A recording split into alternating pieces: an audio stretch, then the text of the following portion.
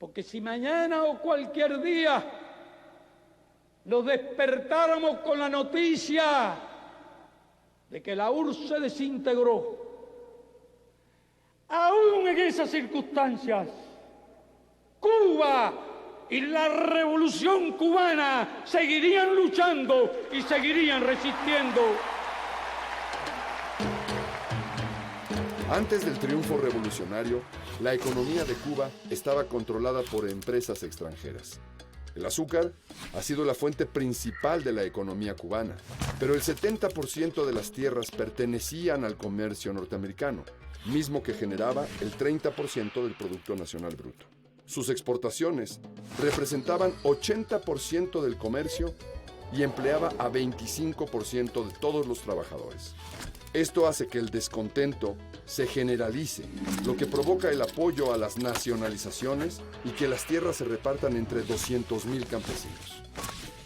El intercambio comercial entre Cuba y la URSS representaba el 70% de la economía isleña, pero al caer el bloque socialista, la economía cubana quebró. Cuba se declara en periodo especial y hace del turismo y del cuentapropismo su nueva fuente de ingresos. Sin duda alguna, la Unión de Repúblicas Socialistas Soviéticas fue una pieza fundamental para la economía de Cuba. La década de los 80 se convirtió en la época dorada de la isla, pero al caer la URSS se hunde en la más profunda crisis económica. Fue necesario aplicar cambios radicales que afectaron dramáticamente la calidad de vida del pueblo cubano. Inició entonces el periodo especial. A lo largo de su historia, Cuba ha tenido que diversificar sus estrategias económicas para poder seguir gobernando bajo un sistema socialista. ¿Cómo ha logrado sobrevivir a tan solo 145 kilómetros del símbolo máximo del capitalismo? El camino de la lucha armada no es el camino que hayan escogido los revolucionarios, sino es el camino que los opresores le han impuesto a los pueblos.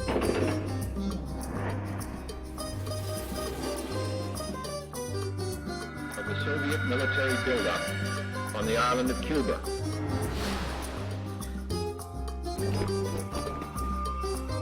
Los pueblos entonces tienen dos alternativas: doblegar o luchar.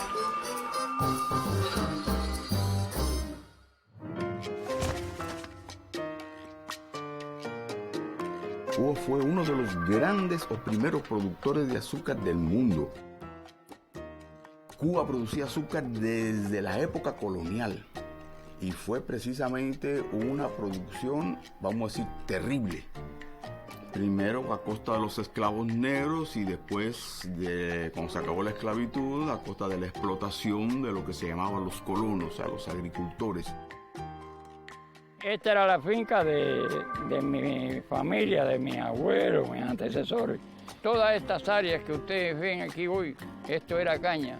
Aquí nada más que habían 4 o 5 viviendas, mi abuelo, mi tío, y eso era lo que había aquí. La mitad de la población cubana estaba desempleada. Y de los que estaban empleados, el 60% tenían ingresos que estaban por debajo del nivel de vida. La familia mía, muy pobre, con muchas fincas, pero no se vendían las producciones. Y eso era muy difícil.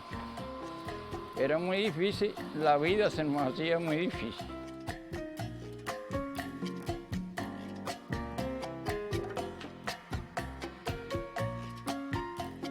Antes de la revolución, la economía cubana dependía fundamentalmente del monocultivo de azúcar, cuya producción y comercialización estaba controlada por compañías extranjeras.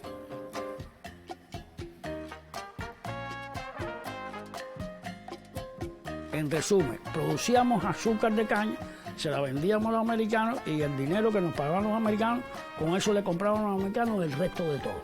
El 80%, todo venía de Estados Unidos. Para acabar con eso, había que acabar de raíz con los problemas. Y parte de los problemas era la presencia del sector extranjero en la economía cubana. Nosotros le pagábamos a la Sugar Company, que eran los dueños de la tierra, una alta renta por la tierra. Cuando vino Fidel nos entregó el título de la tierra gratuito.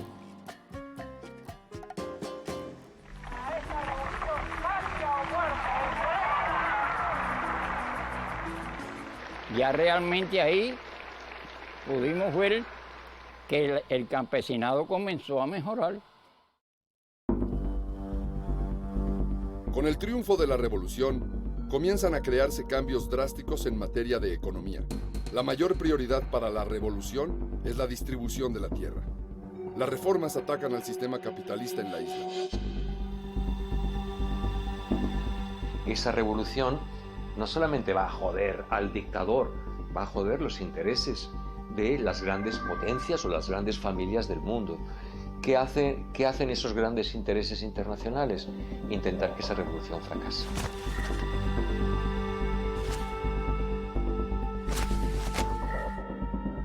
A nosotros nos hacían la guerra por hacer la reforma agraria, ya que nuestra reforma agraria afectó intereses de grandes compañías norteamericanas. President Eisenhower orders a drastic reduction in the Cuban sugar import quota for this year. Estados Unidos responde enseguida con medidas muy duras, muy violentas, que eran imposibles de superar. O sea, en el año 60 ya Estados Unidos reduce la cuota superero. Eso era condenar al país al hambre, porque de eso vivía. $93 million in U.S. sales. For most of this, among the other sugar suppliers that may increase shipments to meet U.S. needs. En 1960, el presidente Eisenhower anuncia la suspensión de la cuota azucarera cubana en el mercado estadounidense, que representa 80% de sus exportaciones. Días más tarde, la administración decreta el embargo petrolero. El bloqueo que realiza Estados Unidos en contra de Cuba provoca que la isla se acerque a la URSS. La Unión Soviética se ofrece a comprar el azúcar y al mismo tiempo suministra el petróleo que Cuba necesita. Prohíbe importar que se refine petróleo ruso. O sea, te elimina el petróleo y después, cuando los rusos nos venden petróleo, la refinería, que todas eran norteamericanas o británicas, la prohíben. O sea, te ponen medidas muy draconianas. Entonces, en esa misma medida, la revolución va respondiendo y va radicalizándose. O sea, me hace esta medida y te subo la ofensiva y te afecto tus intereses. Me quitas el petróleo, pues tengo que recurrir a los rusos. Entonces, los rusos me venden el petróleo y se lo compro al que sea. ¡Viva el comunismo! ¡Здравствует коммунизм! ¡Patria o muerte! ¡Родина или смерть! ¡Мы победим! Yo desconocía el socialismo. Cuando yo vi, hay quien no cambió, pero yo, como conocí lo humano que es nuestro sistema, hice un cambio radical y me dediqué a trabajar y a defender la revolución. El 6 de agosto de 1960, Fidel Castro anuncia la expropiación de todas las empresas estadounidenses en la isla, incluyendo las refinerías.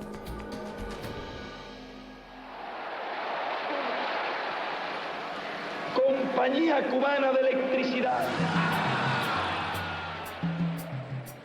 Eso fue en el estadio latinoamericano.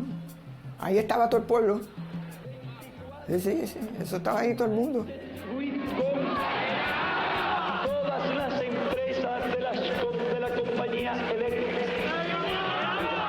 Todas las empresas de la compañía de teléfono.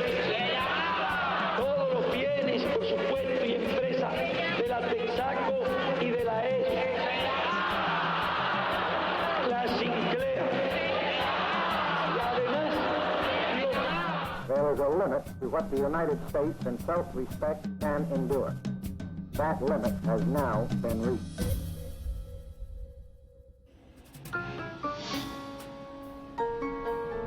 y los pueblos entonces tienen dos alternativas: o doblegarse o luchar.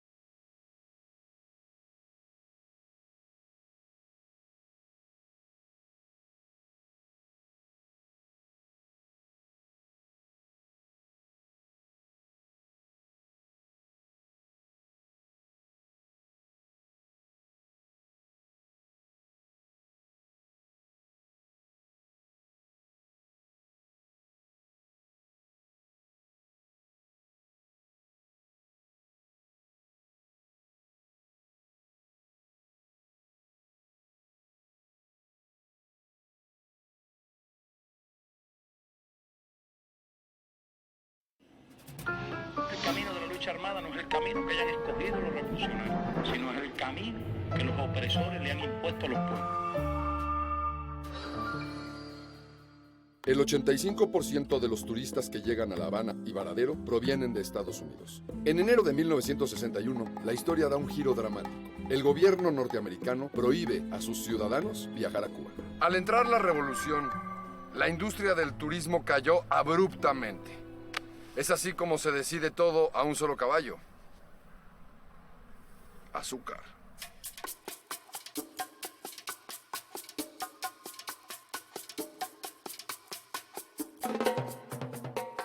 El objetivo fundamental de la revolución era lograr el bienestar de la población, mejorar el nivel de vida. Se logró un avance muy grande. Fueron limitaciones muy grandes, pero poco a poco se fue avanzando. Salir de su desarrollo es una tarea titánica, realmente. Y salir del subdesarrollo en las condiciones de Cuba todavía más bloqueada por Estados Unidos. Cuba, diezmada económicamente por el bloqueo y la falta de industria, busca una salida a la crisis.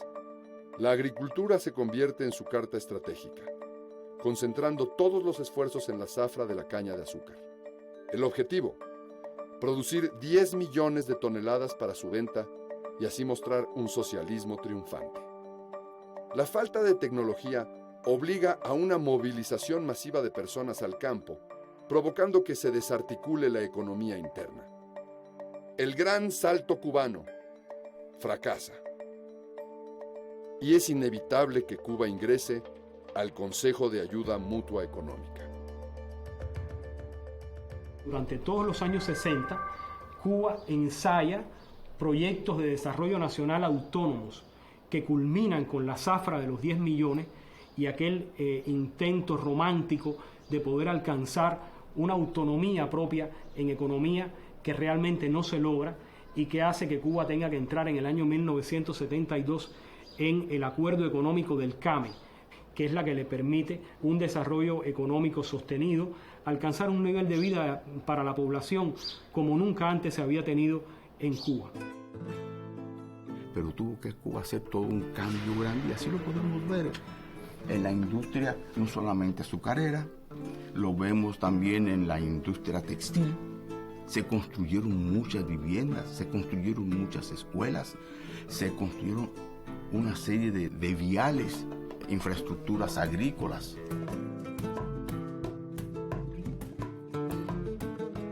Cuba encuentra en la URSS el acuerdo necesario para surtir petróleo, no gratis, sino a cambio de azúcar. Que es resultado del desarrollo de la industria azucarera, porque la industria azucarera es el gran beneficio de la economía cubana en un momento dado, pero es también su peor enemigo. Veíamos, y estoy hablando como creo que el pueblo lo veía, veíamos un futuro seguro para nuestros hijos, para nuestros nietos. Bueno, y en ese momento se cae el campo socialista.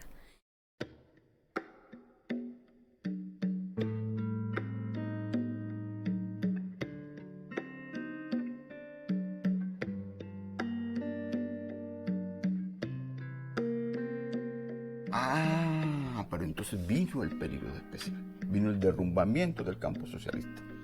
Y Cuba entonces se ve en una situación extremadamente difícil, porque más del 80% de su comercio se hacía con el campo socialista. Creo que fue un momento, eso de los 90, que se paralizó el país, ¿no? Fueron momentos muy, muy duros, muy difíciles, desde el punto de vista de la alimentación, de la transportación. El periodo especial después de eso ha sido muy fuerte, sobre todo en recursos alimenticios, en recursos materiales, escasez de ropa, de zapatos. Cuba se encontraba en una situación donde realmente faltaba lo más básico.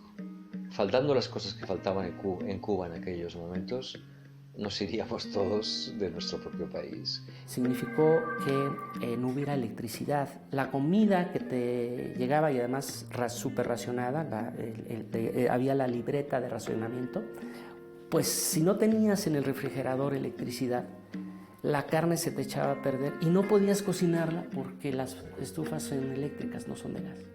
Entonces, ¿qué empezó a pasar en muchos lugares o barrios pobres? Pues empezaron a los muebles, a destruirlos para hacer leña y poder cocinar. Estamos en periodo especial, un periodo difícil, un periodo uno de los más difíciles de nuestra historia. ¿Por qué? Porque nos hemos tenido que quedar solos frente al imperio, solitos. ¿Y qué hacía falta para quedarse solo frente al imperio? Hacía falta patriotismo, habría falta espíritu revolucionario, un pueblo débil, un pueblo blandengue, un pueblo cobarde, se rinde y vuelve a la esclavitud. Pero un pueblo digno, un pueblo valiente como nosotros no se rinde y no vuelve jamás a la esclavitud. El periodo especial, las expectativas de los enemigos de la revolución es que Cuba no iba a sobrevivir. Y sí sobrevivió. Y este periodo nos llevó a reencontrarnos con nosotros mismos, a continuar la reconstrucción de un proyecto desde otras miradas. Pero también fueron momentos de oportunidades. Nunca hubieras visto La Habana tan limpia. No había una gota de contaminación del aire. Los procesos de la creatividad de la gente, en el sentido de sacar de donde no había para alimentarse. Apareció la agricultura urbana. O sea, la gente espontáneamente, producto de la misma necesidad, ¿no? La gente comenzó espontáneamente a sembrar. Y se sembró en los lugares que se podía y donde no se podía también. Eso obligó al gobierno de Fidel Castro, contra su voluntad, a hacer reformas económicas. Liberalizó el dólar, modificó la Constitución para que hubiera inversión extranjera. Pero este mundo es el que tenemos, con el cual debemos comerciar, intercambiar nuestro producto, en el cual tenemos que sobrevivir. Las primeras medidas de reforma económica, de apertura hacia el capitalismo, fueron obligadas por esta situación. El periodo especial, una de las cosas que trajo como resultado fue esa. Se cayó la oferta de nuevos puestos de trabajo. Y había que darle trabajo a muchas personas. Y una de las vías fue esa. Bueno, mira, el Estado no te puede dar ese aseguramiento. Entonces, busca otras opciones y legalmente se establecen toda una serie de disciplinas y protecciones para esa actividad. Además de la rápida acción del pueblo cubano, el Estado toma medidas drásticas para tratar de salvar su sistema socialista. Cuba tiene que abrir sus puertas al turismo de manera abrupta y masiva.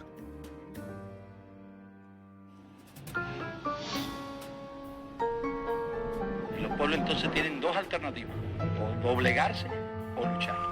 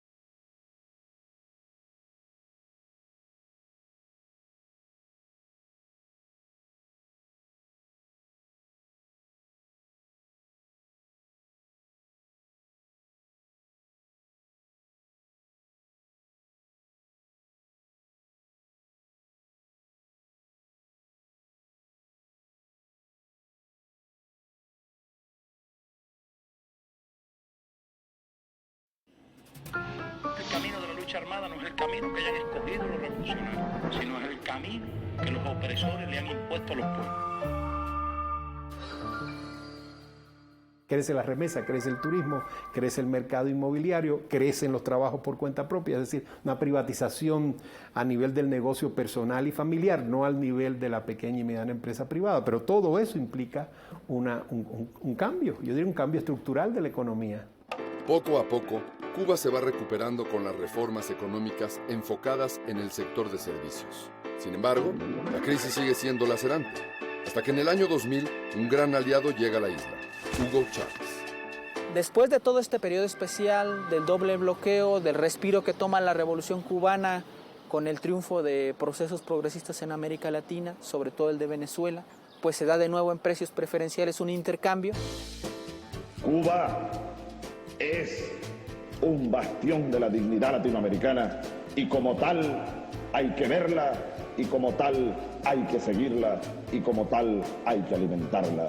Distinto con relación al de la Unión Soviética porque es un intercambio entre iguales, es decir, lo que le hace falta a Venezuela, pues también Cuba lo suple, pues, ¿no? Médicos, profesores, intercambio cultural.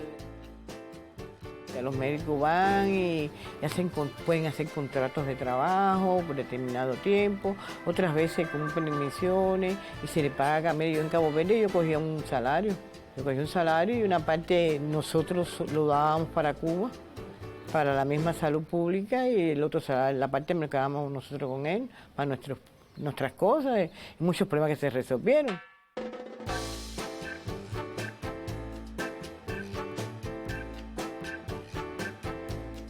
El error entonces prueba que también en la economía política la línea es convertir el revés en victoria. Y todos los esfuerzos por salir de la dependencia del monocultivo, impulsar pues otras producciones. Es una potencia mundial en salud pública, Cuba.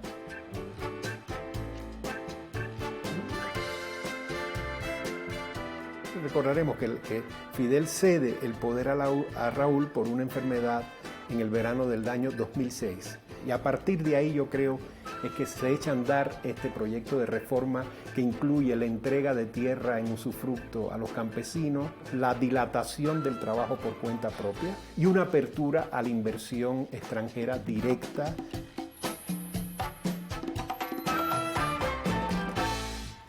El cuentapropista es un trabajador autónomo, un trabajador que trabaja, o sea, como la palabra indica, trabaja por cuenta propia y no trabaja para el Estado, sino es una iniciativa privada. Hay algunas iniciativas privadas en el sector de la agricultura, proyectos súper interesantes de personas que están introduciendo nuevos productos, que además es autosostenible.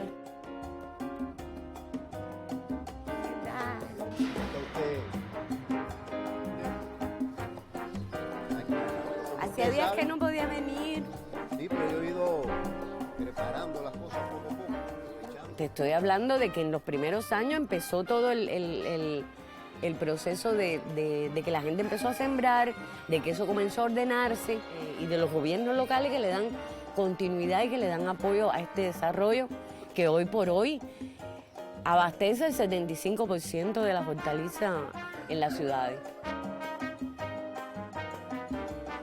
Para mí el sector privado ha mejorado tantas cosas, desde la gastronomía hasta tantos servicios, ¿no?, que antes funcionaban y ahora la gente toma tanto empeño. Entonces eso es súper bonito, la verdad. Un peligro de todo esto es que ahora ya La Habana está llena de turistas y los planes turísticos son tan importantes que han abierto por lo menos 4 aeropuertos nuevos. Ahora lo de moda son los cayos, que son paraísos terrenales. Digamos que dio lugar a esta heterogénea sociedad que hoy tenemos, hija de la diversidad, que apuesta por un proyecto humanista, un proyecto social, etcétera, etcétera, ya digamos que con más madurez, con más pragmatismo, asumiendo todo este sector privado, etcétera, etcétera, como parte de esa sociedad, intentando mantener las conquistas, intentando mantener un ideario liberador. Menudo reto. Esa relación de hasta dónde puede llegar el cuentapropista, hasta dónde puede llegar ese sector privado, es algo sobre lo que hay que trabajar mucho para que nazca bien, para que su relación con el ambiente sea una relación positiva y buena.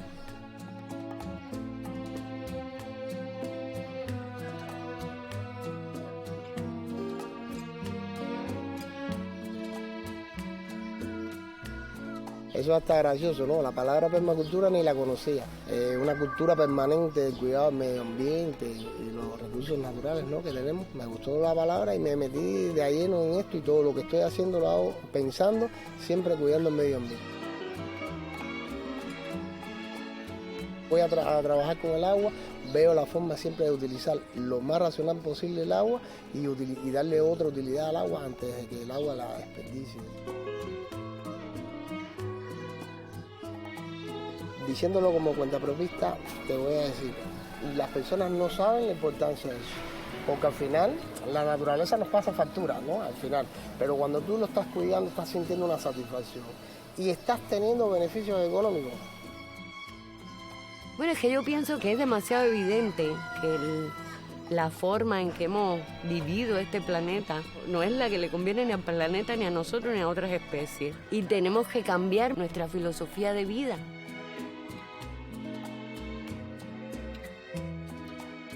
Yo creo que Cuba es una oportunidad. Yo creo que tenemos oportunidades.